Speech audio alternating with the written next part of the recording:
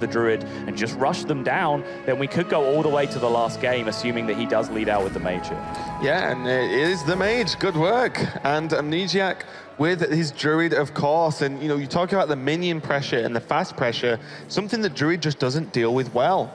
Outside of a big, like, for example, spell power swipe turn, which comes very late in the game most of the time, it's very difficult for the druid to swing the board's favor back on their end. And Pavel getting off to a pretty quick start himself with the Mana Worm, Cult Sorcerer, and Sorcerer Apprentice options. Yeah, I mean, it used to be even more true. I mean, this matchup, when you replace the Malygos Druid with the old school double combo mid-range Druid, you know, Druid used to just play Wrath and Swipe, and that was it. That was their entire removal package. As time's gone on, they've been allowed to become more spell-heavy because of initially Yogg-Saron and now Malygos, and then Arcane Giants and all this stuff, you know, leveraging their ability to play spells. So they now have Feral Rages, they now have Living Roots, they now have a bunch of spell damage to pair with their removal as well. They've always had Moonfire, but now they use it. Exactly, yeah. So their ability to fight for the board and play the minion removal game is actually stronger than it used to be, but you're absolutely right in the fact that Tempo Mage can do it while swinging the board a lot easier.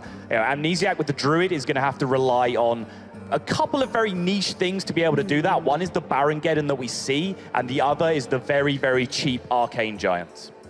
Yeah, that's pretty much it. And you know, going to be Amnesiac's chances. Pavel is drawing very well here, getting off to a relatively quick opening. Has a tough choice now. Could go for the Arcane Intellect on curve, but as we said, you know, you feel like minion pressure is just way more important at this moment in time versus Amnesiac. Yeah, he is just trying to load up the board. It's pretty much what his hand says at this point, is just to try and be aggressive and push through damage. And Cult Sorcerer, I think, unappreciated in terms of how aggressive it can be. You know, it almost like represents damage in the same way that pre-nerf Knife Juggler used to represent damage, where it's just a 3-2 that hits you pretty hard, and they also provide that +1 damage boost if you want to fire off some spells. So yeah, and being the cheapest or one of the cheapest ways to combine with Arcane Blast is absolutely horrifying. You know, the 2-drop and a 1-mana spell just kills off a 5-drop, and then obviously, as you said, the 3-2 just hits you in the face. So you know, does develop quite a lot of tempo, and we see some of the cheaper and more recent spells to the Druid being used. The Moonfire combined with the Azure Drake clearing that open. Pavel not messing around. He locked the Frostbolt in before we even saw the card he drew. And again, just minions, minions, minions. It's minions all the way down for Pavel in pretty much all of his decks, and the double Faceless Summoners here could be huge to try and push through. But Amnesiac, through that previous turn, managed to grip the board with Drake #1, Moonfire #2, and Drake #2 come together. And now, this is not really a board state you want to develop a Faceless Summoner into, but Pavel has no option. And this Drake could just start to snowball the game now for Amnesiac. Yeah, this is a spell damage swipe available. Even he could just use the Wrath and not have to trade in the Azure Drake. So this is looking really good. Could he? He could also just choose to, you know, trade the Azure Drake in exchange for picking up a Raven Idol card here, which is potentially what he's going for. Moonfire #3. They've been doing work for him so far. Keep him coming. No, I actually do like holding on to the Wrath here because it's a clean trade, and the Azure Drake still has to be dealt with. And also, you just hold on to a Wrath. Next turn, it's going to help you continue to just beat down these minions that you know are in Pavel's deck. The deck lists are open, so each player knows exactly what's in their opponent's deck, knows Pavel plays a minion-heavy variant, and he is even more ready now with that second Wrath to help clear up some of this board. Amnesiac just a little wince at that one, rolled back in his chair a little bit. The line of play he took where he, you know, made the little greedy line of going for the Raven Idol as well and using his Drake's health to trade, that opened him up to exactly that counter push from Pavel, Faceless Summoner #2 and Arcane Blast. But based on Pavel's play so far, his lack of removal for a Drake would have told Amnesiac a lot of information about his hand. As I said, Amnesiac, one of the best hand readers in the entirety of Hearthstone. So the information that he gleaned from that play led him to be a little bit wasteful with his Drake. Yep. Okay, question. Yes. Do you ever just go face because you have Fireball and Paul in hand? Because you know, there are some good trades that Geddon can pick up, but bear in mind, Geddon is going to do damage to Amnesiac as well. And with that Violence Portal and even the Arcane Intellect, if he really wants to cycle further into the deck for more burn, this game could end very quickly. In all seriousness, I think you do probably trade. You potentially make Rag a little too good by going face here. You also just have board dominance already, and as much as Firelands Portal is a burst card, it's also a great board dominance card. You can use that card to get the signal of both kinds of play to you in this situation, but also the Firelands Portal could just say to Pavel here that he can get away with going face, because even if in an emergency he needs to deal with the Baron Geddon next turn, he has that Firelands Portal to be able to do it. But all things considered, I like the trade. I don't think Pavel needs to be in a huge rush right now. He has the reach to get there eventually. Yeah, and also this helps guard the Azure Drake, and the Azure Drake provides more damage for your spells as well. So the damage you missed out on this turn, you could probably gain at least some of that back through being able to burn heavily next turn. Ragnaros, yet again, coming down for Amnesiac. Let's see if he can do some work this time, and killing off the Drake, probably the best target there. Absolutely the best target. Pavel now can potentially take a risk with the Flame Waker. He would need one shot on the Ragnaros, at least with the Fireball, to then be able to ping it off and continue to push damage to face. Firelands Portal and trade is an alternative option as well. So Pavel now, this is that moment when every competitive Hearthstone player goes through, is like, do I bet the series on a Flame Waker right now? Do I take the consistent line? Do I take the high risk, high reward line? This is something that you have to be able to assess on the fly to be one of the strongest Hearthstone players. Yeah, I think looking at it overall, the Flame Waker is riskier, and next turn he can Flame Waker Arcane Intellect, see what comes out, and then Fireball, worst case, for a hell of a lot more damage. But he's going to go for it. This could change everything. A bit of shake of the head of the Pavel shows that they go to face. Ragnaros lives.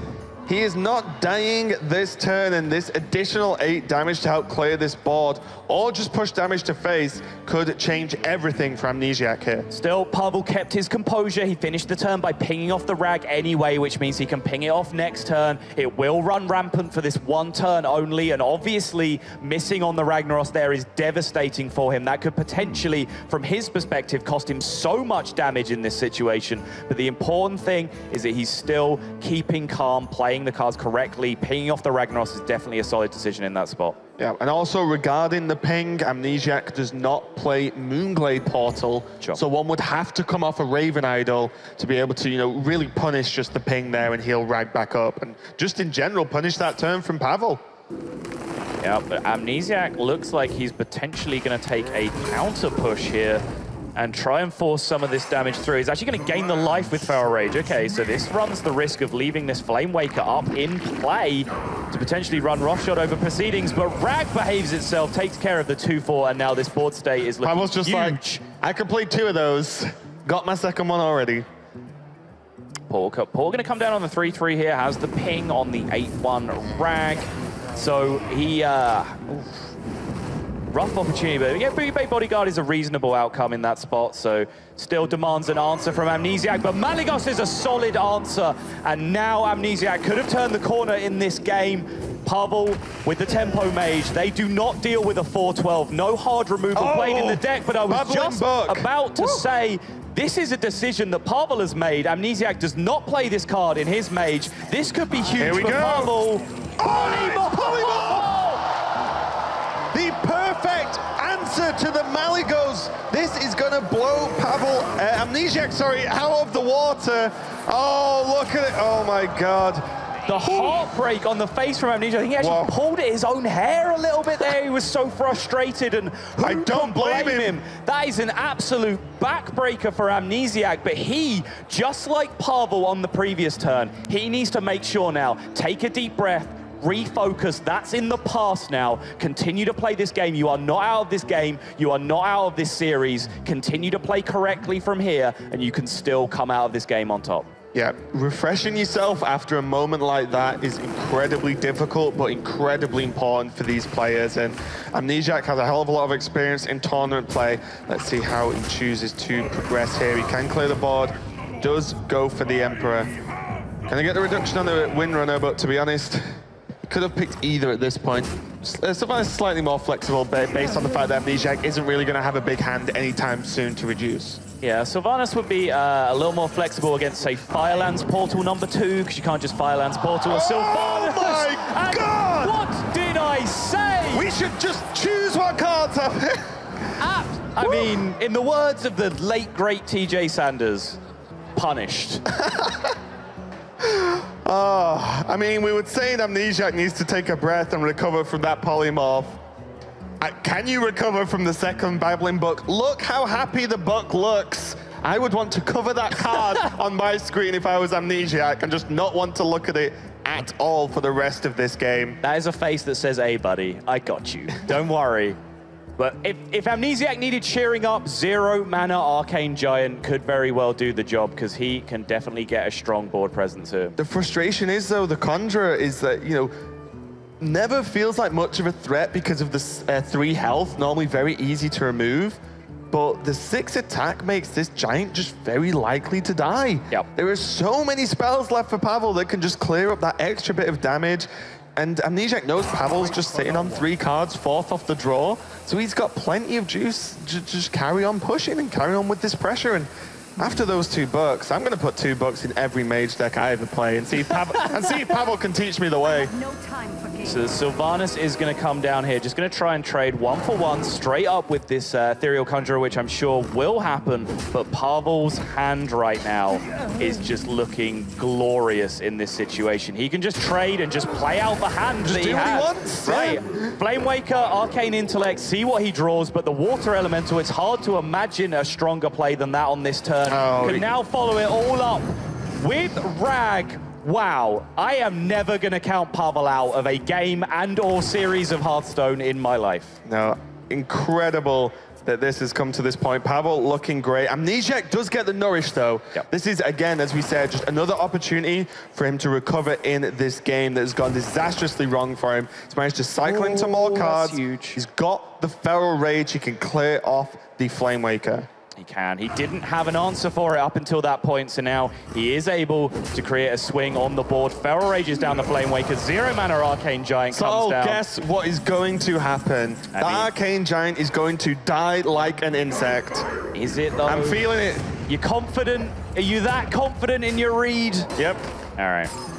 Just because I'm committed now, it's going to go face, I can tell. Does clear out the minion. Amnesiac in a fantastic... Oh, Amnesiac in a terrible spot. Pavel in a fantastic Definitely spot. not a fantastic spot from Amnesiac. That was a 50-50, of course, but the face damage